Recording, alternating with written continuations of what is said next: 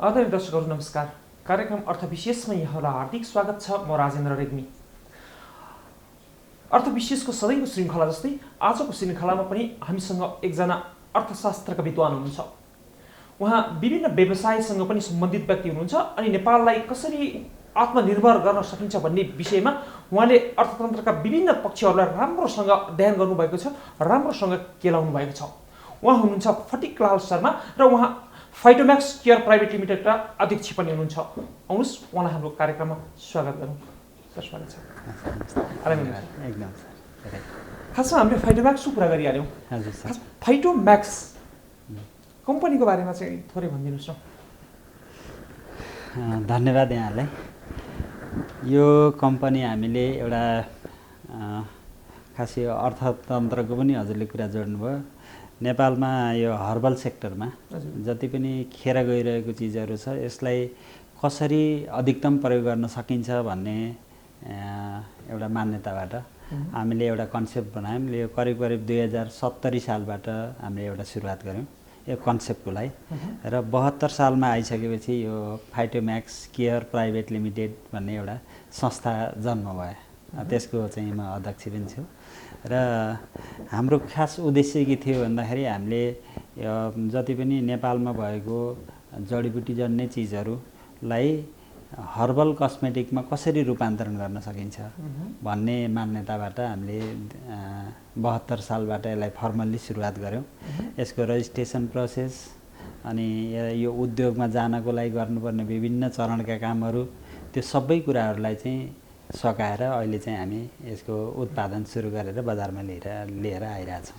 फाइटोम्याक्सले विशेष गरी अघि यहाँले भनिसक्नुभयो जस्तै जडीबुटीहरूलाई अत्याधिक प्रयोग गर्छ भनेर। हजुर। नेपालमा पाइने जडीबुटीहरू लगभग औषधीय गुणहरू कति जस्तो जडीबुटीमा छ? नेपालमा करिब यो अहिले प्रयोगमै आइसकेको 1600 भन्दा बढी जडीबुटी प्लान्टहरू चाहिँ यो मेडिसिनल प्लान्टहरूको रूपमा चाहिँ अहिले प्रयोगमै आइरहेको अवस्था जस्तो देखिन्छ। ठ्याक्कै एकदमै तथ्याङ्क त मलाई त्यति राम्रोसँग थाहा छैन, तर यो चाहिँ विश्वमै एकदमै अनुकरणीय जडीबुटीहरू र कतिपय हब्सहरू नेपालको हब्सहरू त कस्तो पनि छ भन्दाखेरि नेपालबाट त्यो जडीबुटी नेपालीहरू र हामीलाई थाहा छैन, हाम्रै घर आँगनमा भएका जडीबुटीहरूको महत्त्व हामी चिन्दैनौँ। अनि बाहिरबाट आउने सामान्य मान्छेहरूले सामान्य जडीबुटीको रूपमा केही गरेर उनीहरूले बाहिर लगाएको हुन्छ, त्यही चिजलाई रिफाइन गरेर त्यहाँबाट त्यसको एक्सट्र्याक्सन निकालेर अत्याधिक महँगो रूपमा चाहिँ त्यसैको कच्चा पदार्थ बनाएर नेपालमा फेरि पठाइरहेको हुन्छ अथवा फिनिस प्रोडक्ट बनाएर पठाइरहेको हुन्छ। त्यस्ता धेरै जडीबुटीहरू छन् जुन जडीबुटीहरू नेपालको स्वास्थ्यको लागि सौन्दर्यको लागि अत्यन्तै प्रभावकारी जडीबुटीहरू नेपालमा छन् र हाम्रो कन्सेप्ट चाहिँ के हो भन्दा त्यो जडीबुटीलाई हामीले आफैले प्रयोग गरेर हामीले मानव स्वास्थ्यको लागि केही गर्न सक्छौँ कि गर्न सकिन्छ, त्यो चाहिँ सुरुवात हामी युवाहरूबाट सुरुवात गरौँ भन्ने एउटा कन्सेप्ट बनायौँ हामीले। त्यही कन्सेप्टको उपज नै यो फाइटोम्याक्स केयर प्रणाली हो।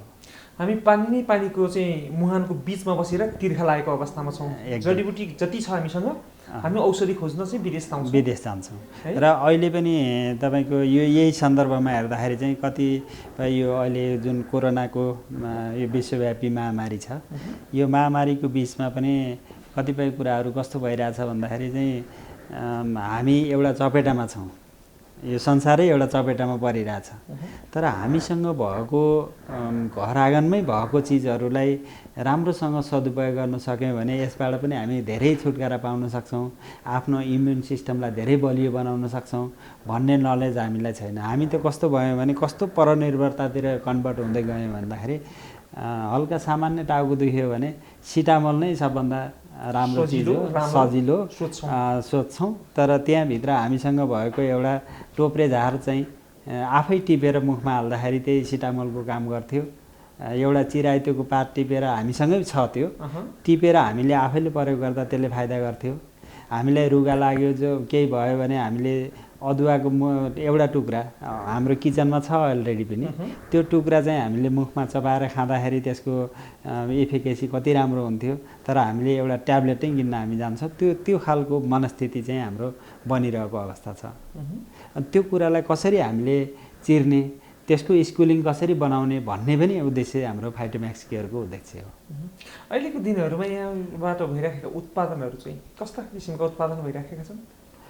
हाम्रो मेन चाहिँ यो फाइटोम्याक्स केयरले 2वटा च्याप्टरमा काम गर्न खोजेको हो। यसको कन्सेप्टकै सन्दर्भमा भन्दाखेरि चाहिँ एउटा चाहिँ यो कस्मेटोलोजी कस्मेटिक सौन्दर्यसँग रिलेटेड प्रोडक्सन गरेर यो नेपाली जडीबुटीहरूबाट त्यस्तो खालको प्रोडक्सन बनाएर चाहिँ आम नेपालीहरूलाई दिउँ र एउटा केही गरौँ भन्ने एउटा उद्देश्य थियो भने सँगै यो त्यो कस्मेटिक भनेको एक्सटर्नल युज भयो बाहिरको बाटमा। हामी चाहिँ मेडिसिनमा पनि यो न्युट्रास्युटिकल आइटममा पनि जाने गरी हाम्रो उद्योग दर्ता भइसकेको छ, तर हामी त्यो म्यानुफ्याक्चरिङको लेभलमा पुगिसकेका छैनौँ।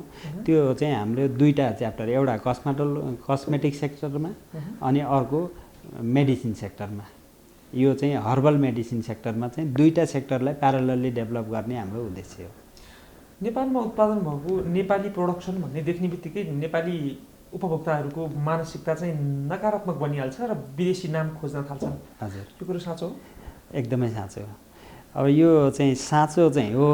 अब यसमा चाहिँ के छ भने सर, अलिकता हामीले यो विषयलाई चाहिँ हामीले राम्रोसँग बुझाउन नसकेर, जस्तै त्यो जुन विदेशी सामान हामीले अत्यन्तै प्रभावकारी छ, राम्रो छ भनेर जस्तो हामीले यो त मेड इन युएसए हो, मेड इन कोरिया हो भन्दाखेरि हामी जति गर्व गर्छौँ, आम जनमानसले जसरी गर्व गरिरहेछ, त्यो चिजहरू त्योभन्दा राम्रो चिज हामीसँग छ, त्योभन्दा राम्रो चिज हामी बनाउन सक्छौँ।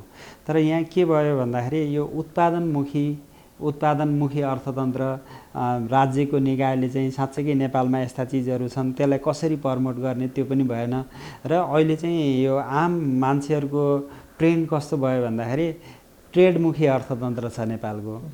ट्रेडमुखी अर्थतन्त्र भएपछि एउटा सबै चिजहरू हामीसँगै भएको चिजहरू पनि हामी त्यसलाई फालिदिन्छौँ, प्रयोग गर्दैनौँ, तर बाहिरबाट इम्पोर्ट गरेको चिजहरू प्रयोग गर्न थाल्यौँ।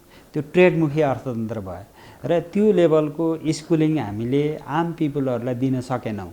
जब ट्रेडमुखी अर्थतन्त्र हुने बित्तिकै के भन्छ, अब यो हामीले अहिले यहाँ उत्पादन त सुरु गऱ्यौँ, मार्केटमा गएको छ, युजरहरूले राम्रो फिडब्याक पनि दिनुभएको छ, एकदमै राम्रो रहेछ, यो त तपाईँहरूले यहाँ नेपालमै बनाएको हो र भन्ने समेत पनि हामीलाई क्वेसनहरू गर्नुहुन्छ।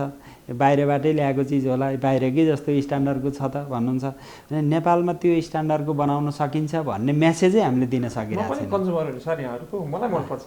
हजुर, एकदम धेरै धन्यवाद हजुरलाई। है जसरी यहाँहरूले प्रोडक्सनहरू अहिले एउटा लिमिट थोरै चाहिँ वस्तुहरू मात्रै उत्पादन गरिराख्नु भएको छ, मुख्य उत्पादनहरू भनिदिनुहोस् के छ? अहिले जस्तै कोही उपभोक्ताले जसले टेलिभिजन हेरिराख्नु भएको छ, उहाँले चाहिँ म पनि यो उपभोग गर्छु भन्न चाहनुभयो भने हाम्रो बजारमा आइसकेका उत्पादन हामीले अहिले भर्खरै हाम्रो उत्पादन सुरु भएको, बजारमा पनि भर्खर जाँदैछ। हामी अहिले फोकस भएको चाहिँ एउटा चाहिँ हेयर केयरमा, हेयरसँग हामीले हेयर ट्रिटमेन्ट क्रिमहरू छ, कपालसँग सम्बन्धित प्रोडक्सनहरू छ, अर्को स्किनसँग सम्बन्धित प्रोडक्टहरू जस्तै फेसियल क्रिमहरू, मोइस्चराइजिङ क्रिमहरू, बडी लोसनहरू, त्यो क्याटेगोरीको एउटा स्किन केयरसँग रिलेटेड प्रोडक्टहरू छ। अनि अर्को ओरल केयरहरूसँग रिलेटेड प्रोडक्टहरू छ, टुथपेस्टहरू छ। अनि त्यसपछि अब साबुन, स्याम्पू लगायतका चिजहरू छन् हामीले अहिले बजारमा आइरहेको। त्यही नै खालको के नामले बजारमा आइराखेको छ यो फाइटोम्याक्सको स्किन एड ब्रान्डमा छ एउटा, र हाम्रो चाहिँ हामी यो म्यानुफ्याक्चररको रूपमा भएको हुनाले हामीले विभिन्न ब्रान्डहरू जस्तै यो कन्ट्र्याक्ट म्यानुफ्याक्चरिङको लेभलमा पनि काम गर्छौँ हामीले, अरू नै ब्रान्डमा बनाएर अरू थर्ड पार्टीहरूलाई सेल्स गर्न पनि दिइरहेछौँ। र अहिले हामीले आफैले मार्केटिङ गरिरहेको भनेको स्किन एड ब्रान्डमा छ सर। स्किन एड ब्रान्डमा छ, डेन्टिफाइन्ड ब्रान्डमा छ, रिफ्ल्याक्स भन्ने ब्रान्डमा छ। 3टा ब्रान्ड चाहिँ हामीले आफैले मार्केटिङ गरेर बजारमा लिइरहेछौँ अहिले चाहिँ।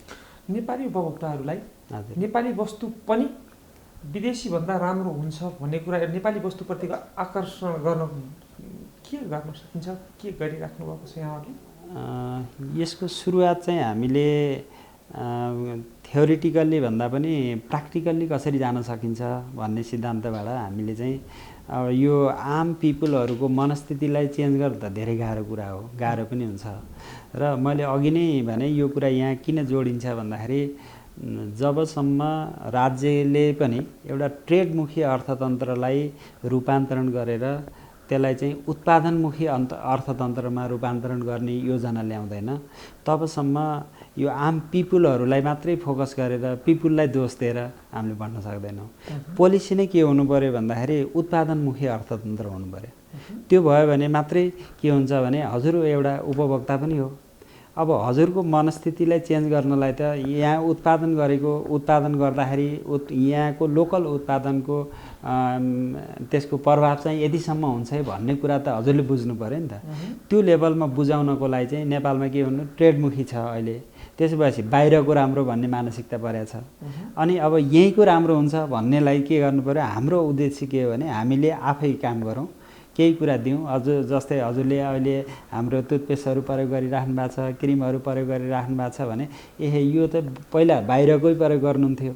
अहिले जब लोकल यहाँबाट म्यानुफ्याक्चर भएको उत्पादन तपाईँले प्रयोग गर्दै हुनुहुन्छ भने अब त्यसको रिजल्ट कस्तो फिल गर्नुभयो हजुरले। Use the product tell the story. त्यो भयो भने इफेक्टिभली चाहिँ त्यो सोसाइटीलाई चेन्ज गर्न सकिन्छ। हाम्रो प्रोडक्ट तपाईँहरूले युज गर्नुहोस्। कन्ज्युमरहरूलाई हामी विनम्र अनुरोध गर्छौँ प्रयोग गरेर हेर्नुहोस्। प्रयोग गरेर हेर्दाखेरि यहाँहरूले विगतमा प्रयोग गरेका प्रोडक्टहरूभन्दा कम क्वालिटीको भयो भने त प्रयोग गर्नु न यहाँहरूले। तर हामी के दावा गर्छौँ भन्दाखेरि हामीले त्यो स्ट्यान्डर्डको मेन्टेन गरेर हामी उत्पादन गरेका छौँ। त्यसकारणले यो त हजुरले रिप्लेस गर्न सक्नुहुन्छ। अब use the product tell the स्टोरीको सिस्टमबाट हामी जाने हो। हामीले अरू त भन्न सक्दैनौँ। अब डाइरेक्टली कन्ज्युमरहरूलाई हाम्रोमा यस्तो गर्नुहोस् भनेर सिधै भन्न पनि सक्ने आधार हुँदैन। अनि त्यो कुराहरूलाई आधार बलियो बनाउनको लागि राज्यले पनि अलिकता उत्पादनमुखी अर्थतन्त्रसँग अलिकता जोड दियो भने हामी जस्तो मान्छेहरूलाई र आम पिपुलहरूको कन्सेप्टलाई परिवर्तन गर्नलाई धेरै सजिलो हुन्छ। चुकिराखेको छ किनभने धेरै वस्तु हामी आयात गरेर प्रयोग गर्छौँ र हामी निर्यात गर्न सकिरहेका छैनौँ र नेपाली वस्तुप्रतिको आकर्षण जगाउन सकेका छैनौँ। कहीँ सरकार चुकिराखेको अवस्था हो त? सरकारको यो धेरै लामो समयसम्म सरकार पनि यो राजनैतिक मुद्दामा अल्झियो। यो जस्तै नेपालमा भएका पोलिटिकल पार्टिजहरू जति पनि हुनुहुन्छ पोलिटिकल पार्टिजका लिडरसिपहरू हुनुहुन्छ उहाँहरू राजनैतिक मुद्दामा एकदमै माहिर पनि हुनुहुन्छ। अनुभव पनि छ। जेलनेल गर्नुभएको छ सबै कुराहरू गर्नुभएको छ। तर अबको एज चाहिँ नेपालको आवश्यकता चाहिँ के हो भन्दा अब आर्थिक विकास कसरी हुन्छ कसरी चाहिँ आर्थिक विकास हुन्छ भन्ने आर्थिक विकाससँग जोडिएको विषय अलिकता प्राविधिक विषय पनि हो।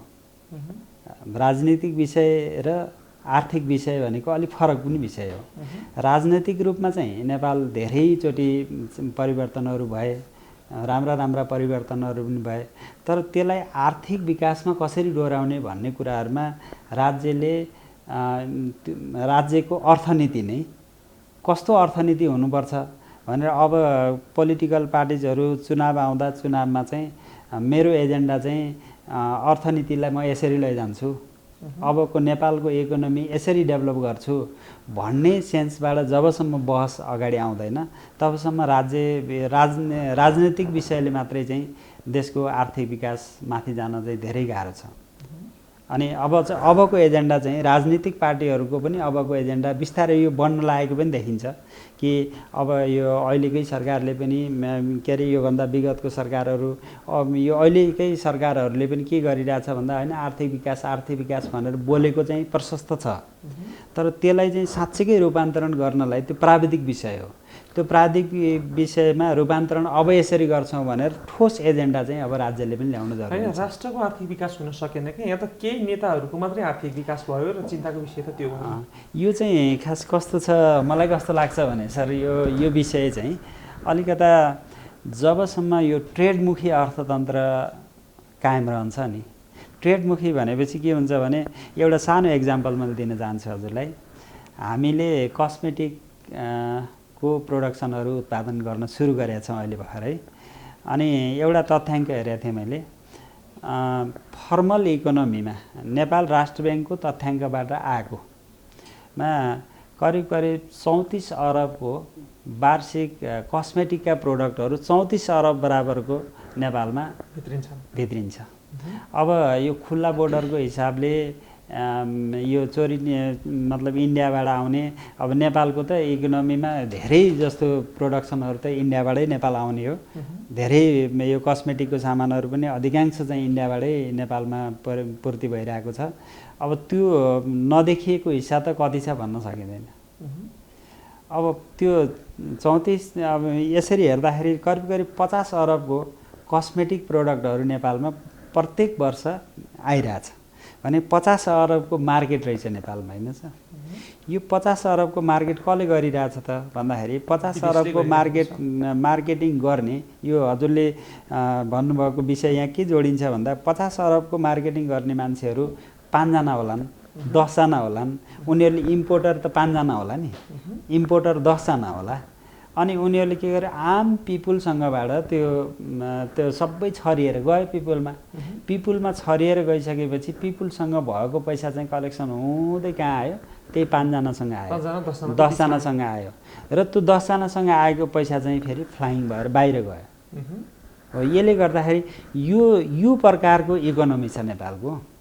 जबसम्म यो प्रकारको इकोनोमी नेपालको रहिरहन्छ तबसम्म चाहिँ यो निश्चित मान्छेहरू मात्रै फाइदामा जाने, निश्चित मान्छे धनी भइराख्ने, अनि उत्पादकत्व कहिले पनि नबढ्ने यो प्रक्रिया चाहिँ चलिरहन्छ जस्तो लाग्छ सर मलाई। अब यसलाई यो एउटा दुःखद कुरा हो। एकदमै हामी जति वस्तु उत्पादन हामी नै गर्न सक्छौँ, जति हामीसँग कच्चा पदार्थ छ त्यो कच्चा पदार्थ नै पनि सस्तो मूल्यमा विदेश जान्छ। हजुर, र त्यसबाट 20औं गुणा महँगो औषधि बन्छ, फेरि नेपालमै त्यो भित्रिन्छ। हामी त्यसलाई नै कन्ज्युम गर्छौँ। यो अवस्था रोक्नको लागि फाइटोम्याक्सले के गर्छ? त्यसको सुरुवाती प्रयास गर्दैछौँ सर। हामीले अहिले सुरुवातमा प्रयास गर्दैछौँ। हामीले हामीले राज्यको त्यो ठुलो तहमा त हामी त्यसरी जान सक्ने क्षमता हाम्रो छैन। तर हाम्रो एउटा अब्जेक्टिभ के पनि हो, यो फाइटोम्याक्स केयरको अब्जेक्टिभ के पनि हो भन्दाखेरि चाहिँ एउटा एक्जाम्पल सेट गरिदिउँ। एउटा एक्जाम्पल सेट गरौँ कि अघि नै मैले भनेको तथ्याङ्कमा 40-50 अरबको चाहिँ हाम्रो कस्मेटिक प्रोडक्टहरू नेपालमा इम्पोर्ट गरेर आइरहेछ। त्यसको 1% गऱ्यौँ भने हामी चाहिँ ठुलो उद्योगपति बन्न सक्छौँ। 1% मात्रै हामीले मार्केट होल्ड गर्न सक्यौँ भने, 1% भनेको मात्रै मार्केट लियौँ भने हामी उद्योगपति बन्न सक्छौँ। 1% मात्रै भयो भने त्यो 1% भनेको चाहिँ फेरि के हुन्छ भन्दाखेरि 50 अरबको 1%ले हुने अमाउन्ट कति हो हजुरले क्याल्कुलेट गर्नुहोस्। त्यो इकोनोमी यदि हामीसँग हाम्रो कच्चा पदार्थ, हाम्रो जडीबुटीहरूलाई प्रयोग गरेर, हाम्रो कच्चा पदार्थ प्रयोग गरेर त्यो साइकल गऱ्यो भने त्यसले 1 अरबको मात्रै हामीले 1 अरबको 50 करोडको मात्रै हामीले ट्रान्जेक्सन गर्न सक्यौँ भने त्यो 50 करोड भनेको 50 अरबमा रूपान्तरण हुन्छ क्या सर। इकोनोमी भनेको त के हो भन्दा 1 रुपियाँ चाहिँ 1000 पटक मुभ गऱ्यो भने त 1 रुपियाँको भ्यालु चाहिँ 1000ले काम गर्छ नि त। त्यो भने हामीले 50 करोडको प्रोडक्सन गरेर 50 करोडको नेपाली कन्ज्युमरमा हामीले रोटेट गराउन सक्यौँ भने त्यो इकोनोमी 50 करोडको इकोनोमीले त्यसले 1000 टाइम्स बढी चाहिँ आउटपुट निकाल्न सक्छ। अहिले के भयो भने त्यो हाम्रो सानो प्रयास हो, यो हामी देखाउन चाहन्छौँ। हामी एउटा एक्जाम्पल सेट गर्न चाहन्छौँ कि कच्चा पदार्थ हाम्रो कच्चा पदार्थ प्रयोग गरेर अनि त्यो खेर गइरहेको चिजलाई हामी क्यासमा कन्भर्ट गर्छौँ। सानो अमाउन्ट किन नहोस् त्यो क्यास हुन्छ। त्यो जब क्यास भइसकेपछि त्यो रिप्लेस त भयो नि, प्रतिस्थापन भयो नि। त्यो चाहिँ यदि हामीले 50 करोडको मात्रै हामीले यहाँ कारोबार गर्न सक्यौँ भने पनि 50 करोड त इम्पोर्ट गर्नु परेन। अनि त्यो 50 करोडको भ्यालु त फेरि त्यो 1000 टाइम्स मुभ गर्न सक्यो नि। त्यो एक्जाम्पल हामीले सेट गर्न चाहन्छौँ। हाम्रो मेसेज मात्रै दिन खोजिरहेछौँ अहिले हामीले। त्यसोसँगै अर्को चाहिँ के एक्जाम्पल पनि सेट गर्न सकिएला भने जस्तै रोजगार खोज्न विदेश जानु पर्दैन, यहीँ पनि धेरै युवाहरूलाई रोजगार दिन सकिन्छ भन्ने अर्को एक्जाम्पल पनि सेट गर्न सकिएला। धेरै राम्रो कुरा गर्नुभयो हजुरले कि अहिले यो विषयमा चाहिँ रोजगारीको सन्दर्भमा अहिलेका आम नेपालीहरू दैनिक 3000 को हाराहारीमा दैनिक 3000 मान्छेहरू विदेशको रोजगारीको लागि जाँदै हुनुहुन्छ। र अहिले एउटा हामीले यसलाई अलिकता सकारात्मक रूपमा हेर्ने हो भने कस्तो छ भने विदेशमा गएर आएको मान्छेहरू अब नेपालमा केही गर्न सकिँदो रहेछ। उहाँले काम सिक्नुभयो, उहाँबाट काम सिकेर नेपालमा पनि केही गर्न सकिन्छ भनेर फर्किँदै पनि हुनुहुन्छ। अब यसमा के हुन्छ भन्दाखेरि इकोनोमी उसले बाहिरबाट गएर कमाउनु र यहाँ बसेर कमाउँदाखेरि बाहिर 50,000 कमाउनु र यहाँ चाहिँ 25,000 कमाउनुमा उसले यहाँको 25,000 अहिले देखिरहेको छैन। तर समग्र त राज्यको इकोनोमीभित्र हेर्ने हो भने त्यो 50,000 भन्दा यहाँको 25,000 उसको धेरै ठुलो कुरा हो। राज्यले त्यो कुरा बुझाउन पनि सकिरहेको छैन र अहिले लागिरहेको छैन। अब अहिले हामीले चाहिँ के गर्दैछौँ भन्दा सुरुवातको बेलामा इकोनोमीको जेनेरेसन कसरी हुन्छ भन्दा एउटा ग्रासरुटमा गाउँमा बसेको डोकोमा बसेर केही मान्छेले डोकोमा टिपेको जडीबुटी, त्यो जडीबुटी हामीले किन्न सक्ने बन्यो भने चाहिँ त्यो मान्छेको एउटा रोजगार भयो नि त्यहाँनिर। अनि त्यो डोकोबाट ल्याउँदै गरेर त्यसलाई हामी कहाँसम्म ल्याइपुर्याउने अर्को एकजना व्यक्ति हुन्छ, उसको रोजगार भयो। अनि हामीले त्यसलाई प्रोसेसिङ गर्नुपर्छ। प्रोसेसिङ गर्दाखेरि एकजना मान्छे चाहियो, त्यसको एउटा रोजगारी सिर्जना भयो। अनि त्यो चाहिँ फिनिस गुड्समा उत्पादनमा जान्छ, कच्चा पदार्थको रूपमा उत्पादनमा जान्छ। त्यो उत्पादन गर्ने अर्को एउटा रोजगारी भयो। अनि त्यो चाहिँ उत्पादन भएपछि त्यसलाई बजारमा लैजाने छुट्टै च्यानल हुन्छ, त्यसमा मान्छेहरू लागिरह्यो, त्यसको रोजगारी भयो। भनेपछि एउटा सानो कुराले त्यो रोजगारीको चेन चाहिँ विकास गर्दै लग्ने हो कि चेन बन्ने हो। त्यो जबसम्म त्यो रोजगारीको चेन डेभलप हुँदैन अनि यहीँ डोकोमा टिपेर पनि म सस्टेन हुन सक्दो रहेछ है, मैले त्यो डोकोमा टिपेको चिजलाई चाहिँ मार्केटसम्म पुर्याउँदाखेरि पनि मेरो इन्कम हुँदो रहेछ है भने म घर परिवारसँग बसेर म यहीँ पनि रोजगारी हुँदो रहेछ है भन्ने कुराको कन्सेप्ट चाहिँ हामी दिन चाहन्छौँ र दिइरहेछौँ। अहिले त्यसको सुरुवात गर्दैछौँ हामी। लगभग यहाँहरूले अहिलेको दिनमा कति व्यक्तिहरूलाई प्रत्यक्ष अथवा अप्रत्यक्ष रोजगार दिइराख्नु छ? हामीसँग अहिले भर्खर सुरुवाती फेज भएको हुनाले रोजगारीको त्यो उल्लेख्य रोजगारीको अवस्था त हामीसँग छैन र पनि हामीले करिब 100 जनाभन्दा बढी मान्छेहरूलाई चाहिँ अहिले प्रत्यक्ष जोडिसक्यौँ। उहाँहरू हाम्रो इन्कमसँग आबद्ध हुनुहुन्छ। अब यो कुरा कस्तो पनि हुँदो रहेछ भने एउटा फ्यामिलीलाई हामीले राम्रोसँग सस्टेन गर्न सक्यौँ भने एकजनालाई रोजगारी दिनु भनेको त्यो रोजगारले 5 जना मान्छे पालिरहेको हुन्छ कि आफ्नो घरमा। त्यसको इफिकेसी कतिसम्म पुग्छ भन्ने धेरै ठुलो कुरा हो त्यो।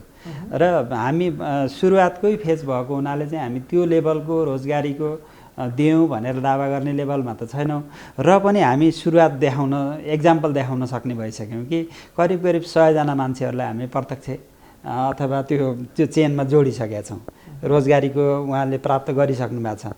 अब यो त के हुन्छ भने अटोमेटिकल्ली जब हाम्रो उत्पादकत्व बढ्दै जान्छ, उत्पादन बढ्दै जाँदाखेरि हामीलाई कच्चा पदार्थदेखि लिएर सबै चिजहरू त मेन पावरदेखि लिएर हरेक त बढाउँदै जानुपर्ने हुन्छ। रोजगारीको त डेफिनेटली बढाउँदै जाने हो, त्यो बढ्नै पर्छ, नभए हाम्रो अगाडि पनि हामी बढ्न सक्दैनौँ। रोजगारी पनि बढाउँदै जान्छौँ हामी।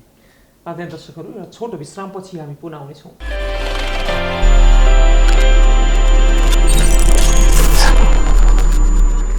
विश्रामपछि यहाँलाई पुनः स्वागत छ।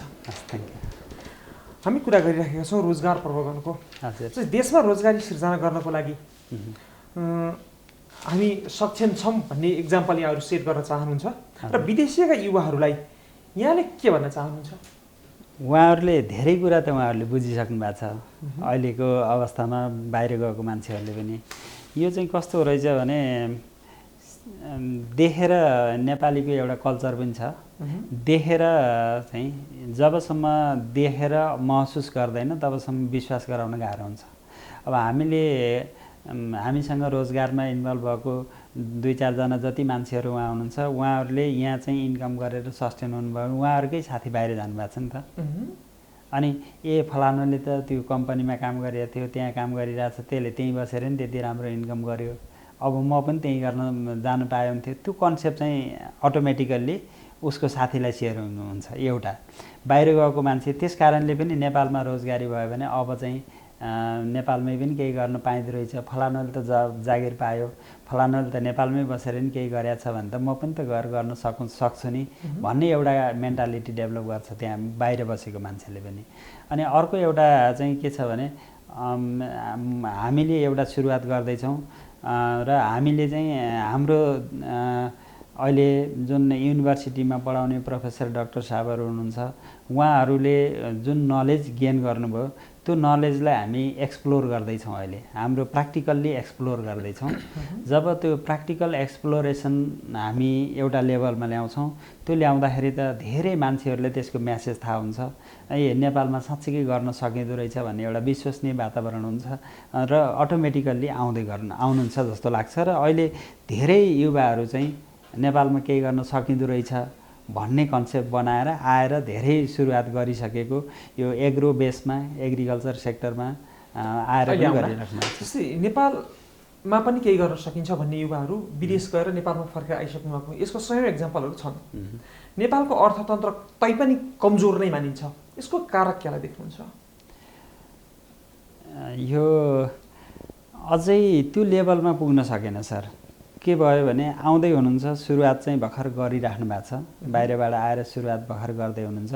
कतिपय एग्रो बेसमा धेरै राम्रो प्रगति गरेको एक्जाम्पलहरू यहाँहरूले पनि प्रसारण गरिराख्नु भएको छ, धेरै प्रगति पनि भएको छ। तर त्यो उल्लेखले इकोनोमीको जिडिपीमा सपोर्ट गर्ने गरी आउनलाई चाहिँ अलिकता भोल्युम पुगेको छैन, एउटा पाटो। दोस्रो पाटो चाहिँ अझै पनि नेपालको अर्थतन्त्र ट्रेडमुखी नै छ, उत्पादनमुखी बन्न सकिरहेको छैन। जब औद्योगिक उत्पादन मात्रै नभएर हामी कृषि प्रधान देश भनिरहेछौँ, कृषि उत्पादनै पनि हामीले बढाउन सकिरहेको छैनौँ। अब हाम्रा गाउँका पाखा पखेराहरू सबै बाँझै भएको अवस्था छ, सबै जङ्गल भइसकेको अवस्था छ। जबसम्म उत्पादनमुखी अर्थतन्त्रमा रूपान्तरण हुँदैन, मैले अघि नै यहाँलाई निवेदन गरेको कुरा पनि के हो भने अबका राजनैतिक एजेन्डाहरू लगभग सकिए। अब आर्थिक एजेन्डा लिएर पोलिटिकल पार्टिजहरू चुनावमा जानुपर्छ। जब आर्थिक एजेन्डा लिएर चुनावमा जाने बित्तिकै के हुन्छ भने त्यो बाँझो जग्गालाई कसरी त्यसबाट उत्पादनमा जोड्ने भन्ने जब यो पोलिटिकल एजेन्डा जबसम्म बन्दैन तबसम्म यो ट्रेडमुखी अर्थतन्त्र चाहिँ रहिरहन्छ सर। नेपाललाई चाहिँ आर्थिक रूपमा आत्मनिर्भर बनाउनु अहिलेको टटकारो आवश्यकता हो एकदमै हैन। त्यसो गर्नको लागि के गर्न सकिन्छ?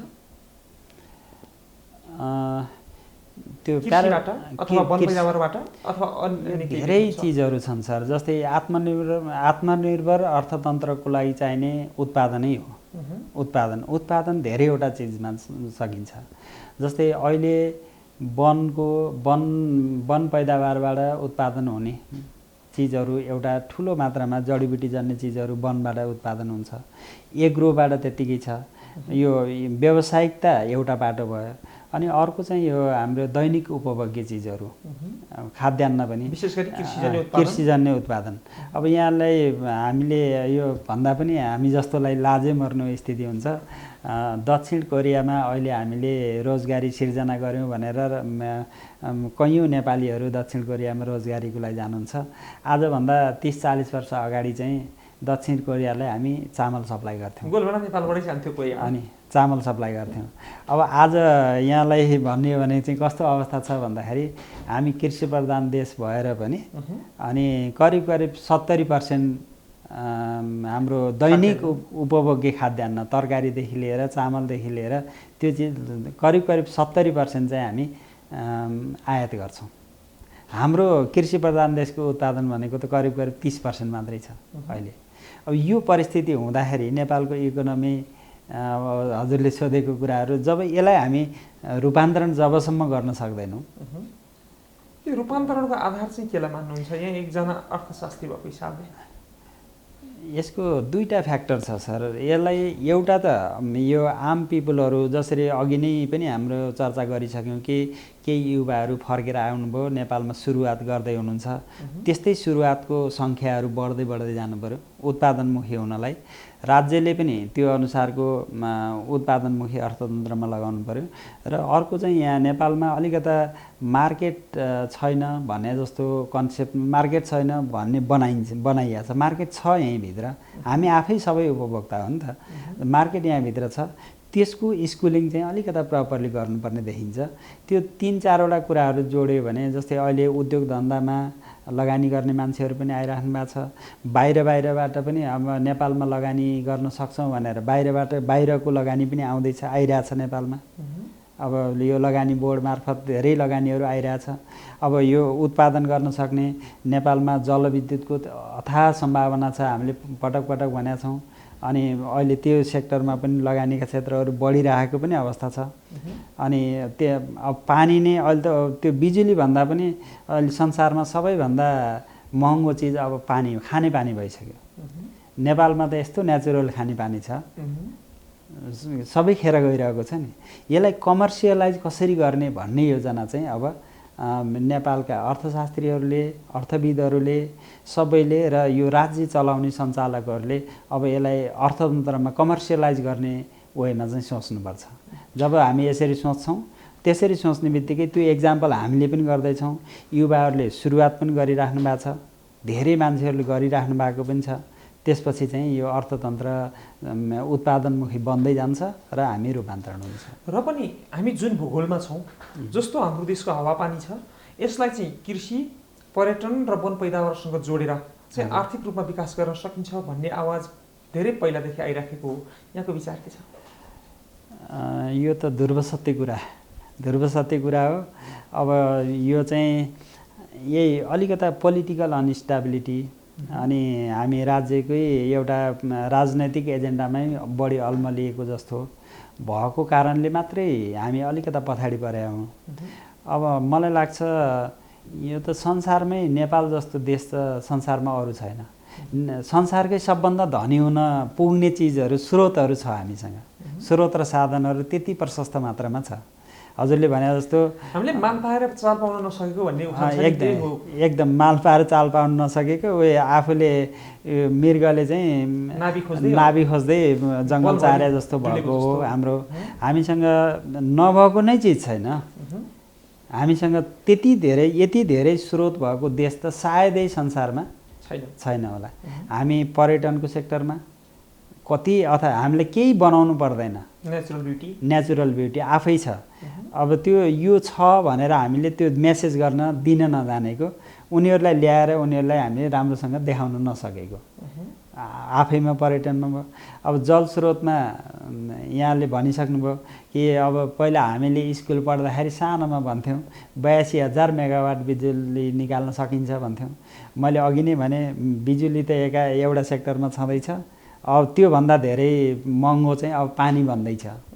पानी नै बेच्दाखेरि पनि त्यति महँगो बन्दैछ भनेपछि खानेपानीको संसारभरि आवश्यकता छ। हामीले पानीकै प्याकेटिङ गरेर अहिले त कमर्सियलाइज गर्ने पानीको बोतलमा भरेर बेच्न सक्छौँ। धेरै पानी विदेश गइरहेको छ, विदेशमा पठाउन सक्छौँ अहिले पानी भने। दोस्रो भयो, अब हजुरले भने जस्तो यो प्रत्येक 15 मिनटमा, बडो अचम्मको कुरा, यो संसारमा सायदै कहीँ पनि छैन होला, हाम्रो 15 मिनटको वाकिङ डिस्टेन्समा हाम्रो क्लाइमेट चेन्ज हुन्छ। क्लाइमेट चेन्ज अनुसारको उत्पादन हुन्छ हामी। र हाम्रो माटो चाहिँ हेर्नुहोस् त, एउटा हिमालमा चाहिँ जहिले पनि हिउँ परेको ठाउँमा संसारकै सबैभन्दा महँगो जस्तो त्यो यार्सागुम्बा भन्ने चिज त्यही हिमालमा त हुन्छ। हिउँ पन्छाएर टिपेर ल्याएको हुन्छ नि त। भने उत्पादन त यार्सागुम्बादेखि लिएर, तराईकोदेखि लिएर हिमालको हिउँसम्म पनि त उत्पादन त भइरहेछ नि त। भ्यालुमा हेर्ने हो भने यार्सागुम्बाको भ्यालु, त्यो जहाँ यार्सागुम्बा फल्छ त्यो फल्ने ठाउँको एरिया पनि त त्यतिकै उत्पादकत्व दिइरहेछ नि त त्यसले। भनेपछि उत्पादन त एकदमै राम्रो हुने ठाउँ माटो। यो पर्यटन भयो, कृषि उत्पादन भयो, यो जलविद्युत भयो, यो त धेरै चिजहरू छ। र त्योभन्दा पनि सबैभन्दा राम्रो चाहिँ के भने नेपालमा यदि अलिकता राम्रोसँग परिचालन गर्ने भने नेपालमा अर्को सबैभन्दा धनी युवा जुन फोर्स छ, काम गर्न सक्ने, दक्ष काम गर्न सक्ने जनशक्ति नेपालमा चाहिँ त्यति धेरै युवाहरू छन्। अहिले हामी बाहिर पठाएका छौँ, श्रम शक्ति जो विदेशमा गएर खर्च भइरहेछ। त्यो चिजहरू पनि हामीसँगै प्रशस्त छ। भनेपछि हामीसँग नभएकै केही छैन, इच्छा शक्ति भएन र त्यो हामी अल्मलियौँ। अब यसलाई जब आर्थिक एजेन्डा बनाएर यो सबै चिजहरूलाई प्रयोग गरौँ भन्ने मेन्टालिटी बन्छ र त्यस्ता खालका प्राविधिक व्यक्तित्वहरू यो राज्य सञ्चालनको माथिल्लो तहमा जब पुग्दै पनि पुग्नुहुन्छ, त्यसपछि चाहिँ जब सुरुवात भयो भने यो चाहिँ सानो देश छ, जनसङ्ख्या पनि थोरै छ, यसको डेभलप गर्नु चाहिँ धेरै टाइम लाग्दैन जस्तो। तर अर्को एउटा कुरा के पनि छ भने नेपालमा कृषिलाई सम्मानजनक रूपमा हेर्न सकिएन, जसले गर्दा मान्छेहरू कृषिप्रति आकर्षण घट्दै गयो अथवा बढ्न सकेन भनिन्छ नि, यहाँको धारणा के हो? एकदम त्यो पनि डेफिनेटली हो सर। मलाई लाग्छ यो हाम्रो चाहिँ पहिला अलिकता बाठो भएका मान्छेहरू, पढे लेखेका मान्छेहरू, उनीहरूले चाहिँ हलो जोत्नु हुँदैन, हलो जोत्ने त एउटा दलितले हो, दलितले हलो जोत्नुपर्छ भन्ने त्यो एउटा अलिकता हेपेर कुरा गरे जस्तो, डोमिनेसनको जस्तो एउटा प्रभाव थियो। त्यो प्रभावले गर्दाखेरि के भयो, कुनैमा एउटा योग्य मान्छेहरू छ, उसले चाहिँ त्यसलाई कृषिलाई रूपान्तरण गर्न सक्छु भने पढे लेखेको मान्छेले पढे लेखेर त्यो पढ्नलाई त्यत्रो खर्च गरेर पढाएको छ भने गाई पाल्नलाई त किन पढ्नु पऱ्यो र हलो जोत्नलाई त किन पढ्नुपर्छ र भन्ने त्यो एउटा स्कुलिङ पनि विद्यमान छ। त्यो अब त्यो राम्रो स्कुलिङ होइन र त्यसलाई पनि चिर्न जरुरी छ र त्यो कुराको सुरुवात चाहिँ भइसकेको छ सर। अहिले चाहिँ के भयो भने पिएचडी गरेको मान्छे कृषिमा लाग्नु भएको छ, पिएचडी गरेको मान्छे कृषिमा लाग्नु भएको छ।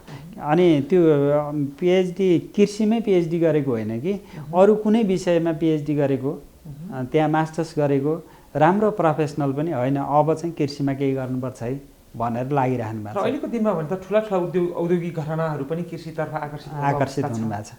र फेरि त्यो कस्तो इकोनोमी हो, कृषि भनेको त नभई नहुने चिज हो नि त। त्यो नभई नहुने चिजमा त्यसकोमा काम गर्नु र त्यो ऐच्छिक प्रोडक्टमा काम गर्नुमा त धेरै फरक छ। त्यो पनि अब बिस्तारै कन्भर्ट हुँदैछ र त्यो गर्नुपर्ने पनि अबको आवश्यकता पनि त्यही छ।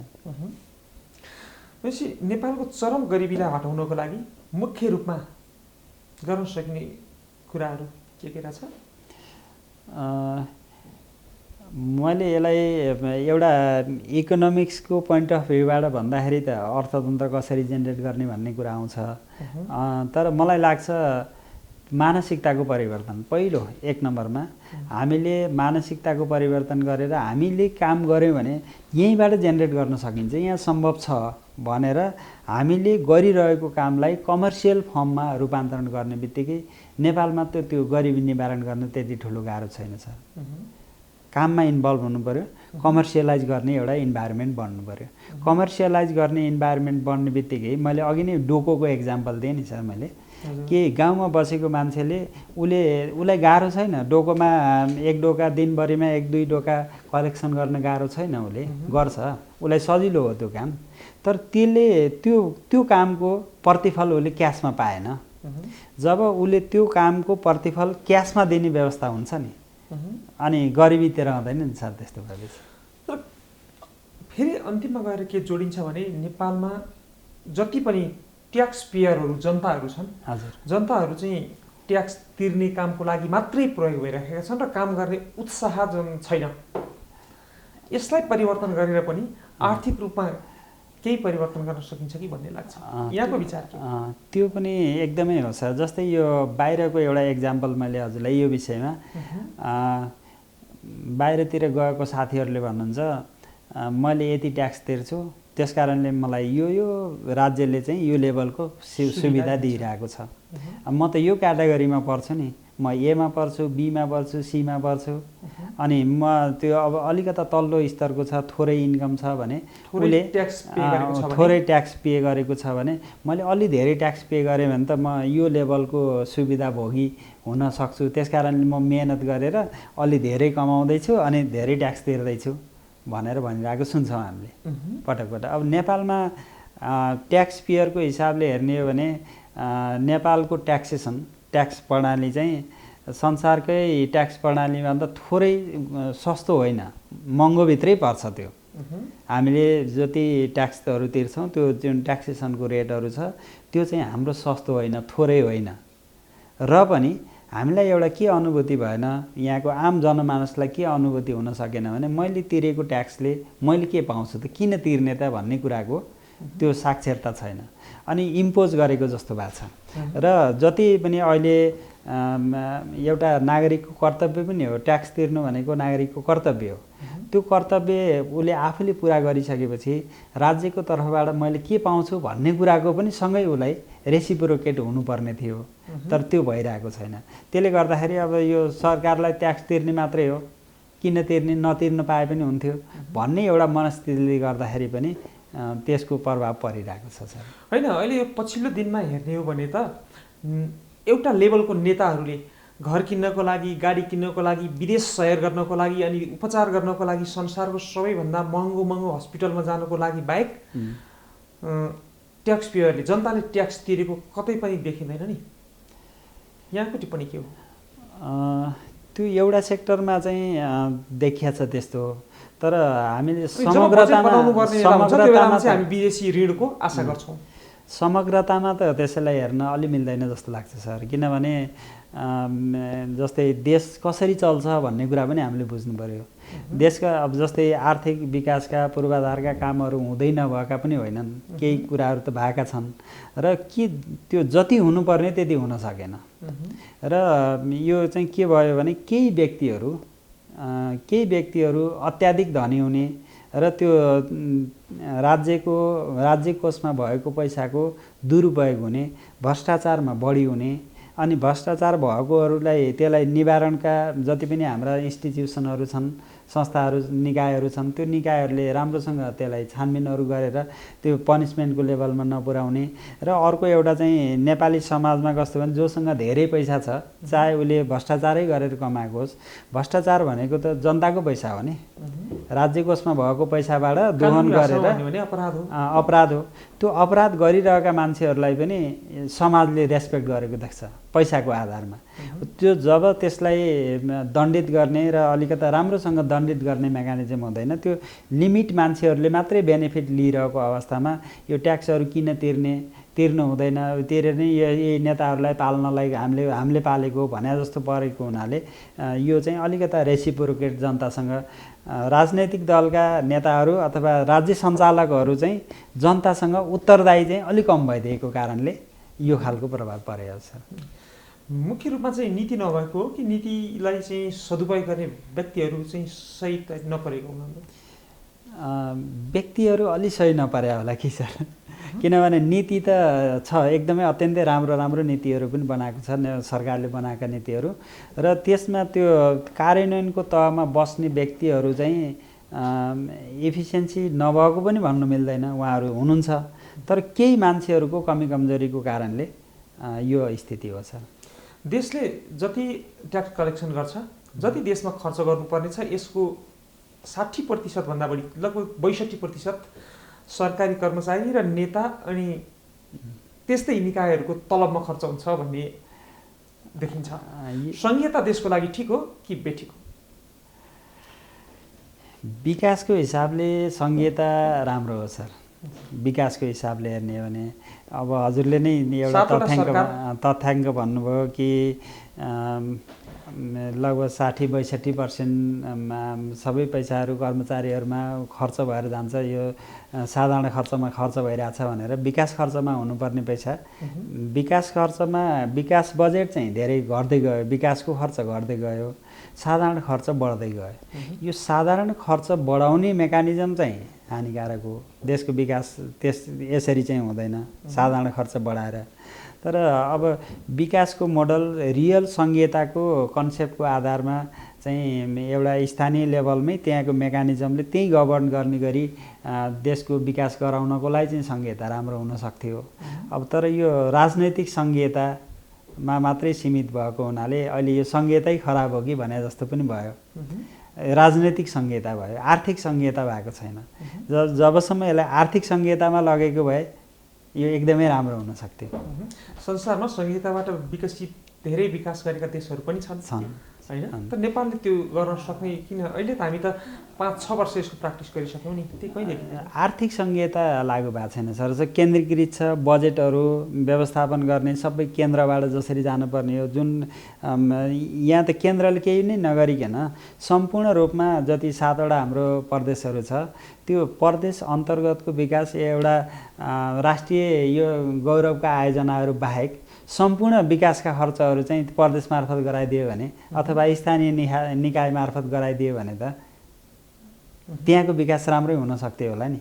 त्यो खालको दक्ष जनशक्ति राखेर र करप्सनको कुराहरूलाई हामी एकदम माथिको सङ्घीय सरकारले हामी करप्सन लगायतका सुशासनको व्यवस्था हामी ग्यारेन्टी गर्छौँ, सुशासन चाहिँ हामी दिन्छौँ है। विकासका कामहरू तिमीहरू गर भनेर स्थानीय निकाय र प्रदेशको सरकारलाई चाहिँ सम्पूर्ण रूपमा यहाँ राज्यले राष्ट्रिय गौरवका ठुल्ठुला योजनाहरू सङ्घीय सरकारले गरोस्, केन्द्रीय सरकारले गरोस्, तर त्यो क्षेत्रको स्थानीय लेभलको सम्पूर्ण विकास चाहिँ त्यो उनीहरूलाई नै गर्न लगायो भने त त्यो चाहिँ आर्थिक सङ्घीयता हुन्थ्यो कि। अब अहिले सङ्घीयता के अहिले चाहिँ राजनैतिक सङ्घीयता भएको छ।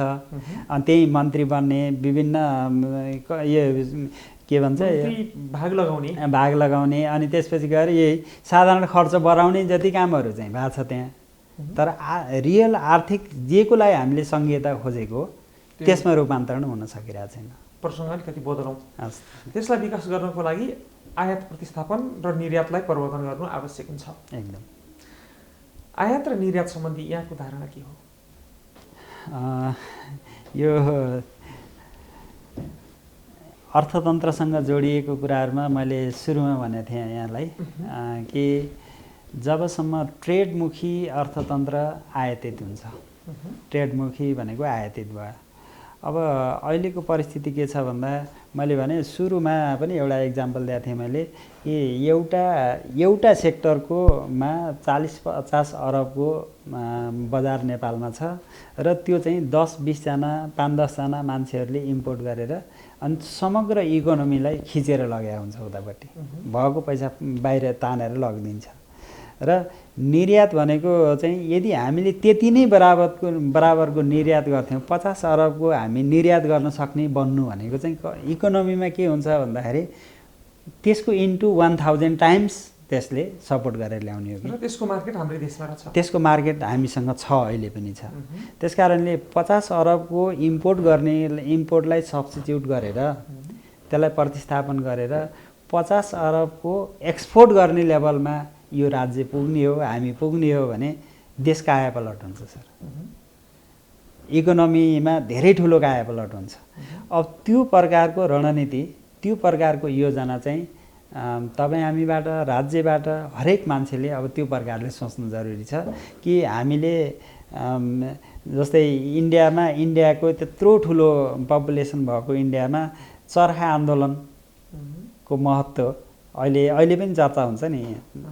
चरखा आन्दोलन भनेको के, हामी चाहिँ स्वदेशमै उत्पादन भएको चिजहरू उपभोग गर्छौँ, कपडा चाहिँ हामी इन्डियामै बनेको लगाउँछौँ र विदेशबाट आएको लगाउँदैनौँ भनेर एउटा चरखा आन्दोलनले आज इन्डियाको इकोनोमी र संसारको कायापलट भयो भने नेपालमा त त्यति ठुलो गर्नु पर्दैन, हामी अलरेडी छ, सबै चिजबाट सम्पन्न छौँ हामी।